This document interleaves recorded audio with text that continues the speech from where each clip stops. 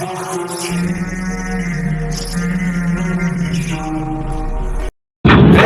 هرچه سریعتر باید از اینجا فرار کنیم، اینجا هم نیست. عجب نشه، بازم دوستم داشتی. چی؟ مارکوس ببین الان اصلا وقت خوبی برای پرسیدن این سوال نیست. جنازه ها رو ببین، ما در خطریم. داشتی.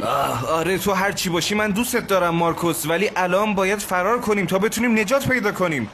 مارکوس میشه بهم بگی چرا انقدر داری بهم نزدیک میشی؟ میشه نری تو حلقم؟ به شدت به وی پی نیاز دارم رابرت. مارکوس